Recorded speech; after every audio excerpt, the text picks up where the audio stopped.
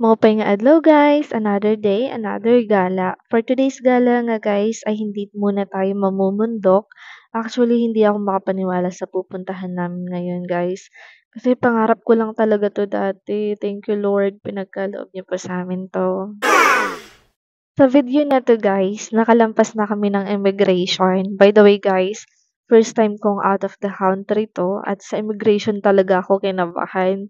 Kasi marami nga akong nakitang video na na-o-offload, kaya naghanda talaga ako malala. Nag-ready talaga ako ng mga docs na possible nilang hingin sa'kin.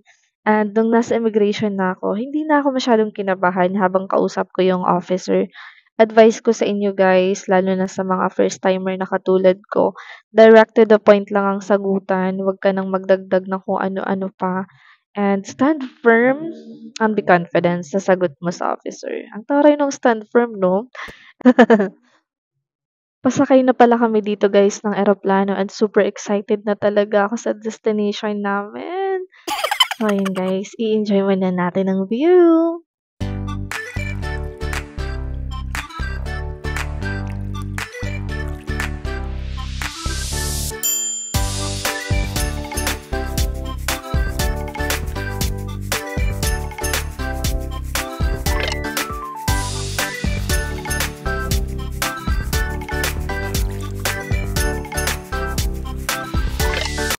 So ayun na nga guys, nakarating na kami ng Hong Kong. Finally, grabe airport pa lang, nalula na ako sa laki. Mahabang lakaran 'to guys. Kala ko konting lakad lang, malapit na agad yung immigration. Malayo pa pala. Pero keri lang, magandang exercise 'to. So sobrang laki nga guys. Sumakay kami ng train na nasa loob ng airport. O 'di ba, airport pa lang, 'di ko kinaya, grabeng kaunlaran 'to. Paglabas nga namin ng airport, nakakita agad ako ng bus na sa TV ko lang nakikita. Grabe imagination ko, guys. Inisip ko agad yung bus na sinakyan ni Harry Potter sa London. Hoy, ang OA ko na. Sorry na, guys. Ayan, papunta na kami ngayon sa hotel and super ganda ng Hong Kong, guys. Ang linis ng paligid. Enjoy the view!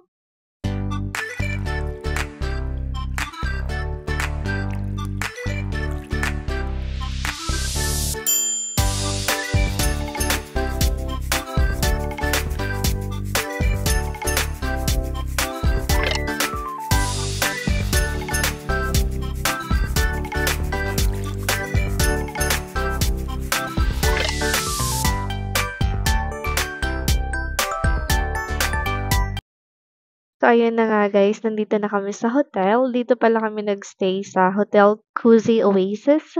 Located siya sa Castle Peak Road, Kwai Chung, Hong Kong. Ito naman yung labas ng hotel namin guys. Parang nasa Makati lang kami dito, no? Ang galing. Pagkatapos nga namin kumain guys, diretso na kami sa una naming pupuntahan, which is the Peak Tram and the Sky Terrace. Super ganda guys. Pakita ko sa inyo. Dito pala guys yung pila bago ka makasakay sa Peak Tram. Sobrang dami ng tao kahit weekdays. Kaya suggest ko agahan nyo guys. Much better kung may advance booking kayo like sa Klook. And sa mga oras na 'to guys, inaantay na lang namin na dumating yung peak tram. Dito guys, walang arte-arte, kailangan marunong ka makipagsiksikan sa tao. Madaming tao kasi sobra. So ayan na, parating na yung peak tram. Dito guys, sobrang excited ako. Akala ko simpleng ride lang papuntang taas ng bundok.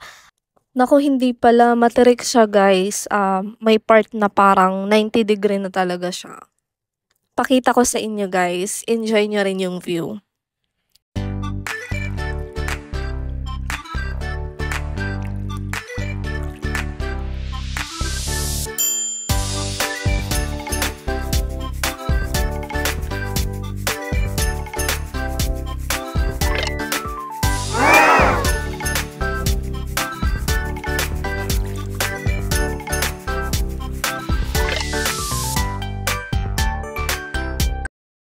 Eto naman guys yung Sky Terrace. Pag-akyat namin, grabe sobrang dami ng tao. Wala na kaming spot na napuwestuhan kasi sobrang dami ng tao. Nasa tuktok na talaga kami ng pinakamataas na bundok dito sa Hong Kong, guys. Grabe. Tapos dito makikita natin yung building kung saan ginanap ang Avengers 1, ayan. Yan, diyan nila hinuhuli si Loki dahil sa Tesseract. So ayan guys, after the Peak Tram and Sky Terrace, on our way to our hotel, dumaan muna kami dito sa 7-Eleven and sim lang din ng vibes. Parang sa Pinas lang din guys. Pero ang ganda. Malinis. Day 2. So ayun guys, ang plano lang talaga namin is Disneyland. May free city tour nung umaga. Siyempre sama tayo dyan. So ayun, first stop namin is Victoria Harbor and then sa Avenue of Stars. And pumunta din kami guys sa may jewelry shop tsaka pasalubong area. But hindi ko na na-videohan yung sa jewelry shop kasi bawal daw po. So ayun, marami silang pa-free taste dun sa may pasalubong shop. Grabe, mabubusog ka talaga, kuha ka lang ng kuha. So ayun guys, finally, papunta na kami ng Disneyland sa mga oras na 'to. And dito pa lang sa bungad guys, excited na ako. Lalo na nung nakita ko yung ayan, yung parang welcome nila sa labas. Ayan oh. Grabe 'no, super excited ako. Kahit hanggang ngayon na nag-e-edit ako, kinikilig pa rin ako. Eto na nga guys, welcome to Disneyland! I-enjoy niyo yung view guys, papakita ko sa inyo.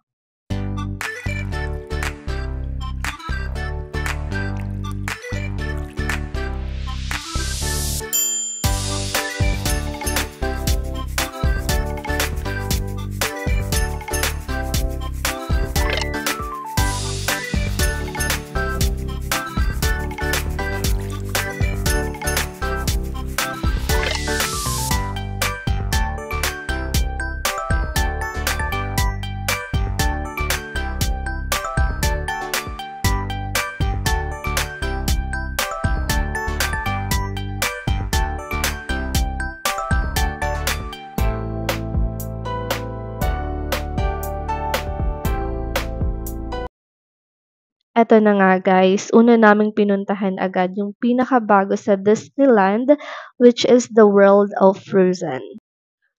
Pagpasok mo pa lang, feeling mo na agad nasa loob ka ng movie ng Frozen. Super ganda, ma-amaze kayo guys in person. Kaya nga namin inuna to kasi expected na namin mahaba ang pila para makapila na kami agad. Don't worry guys, umuusad naman ang pila. Patience lang talaga kasi worth it naman ang pagpila mo. Super ganda ng ride na 'to. Ito yung na-enjoy ko so far. So ito na nga guys, pasok tayo sa magical world ng Frozen. Enjoy!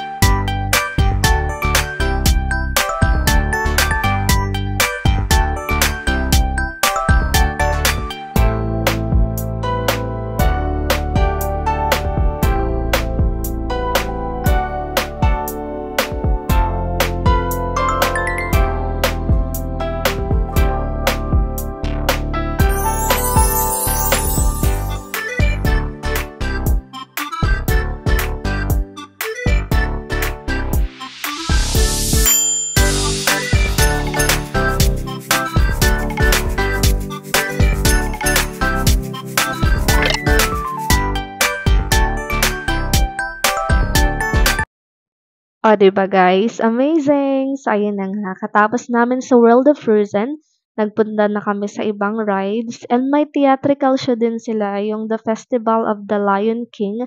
Puntahan nyo 'to guys. Ang gagaling nila mag-perform.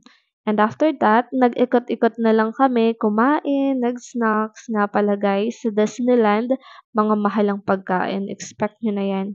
So ayun, inantay na lang namin maggabi para ma-witness ang momentous spectacular show. or yung pa-fireworks ng Disneyland. Ito talaga ang pinaka-highlight guys, kaya antayin niyo talaga 'to. Wag niyong papalampasin 'to, super magical.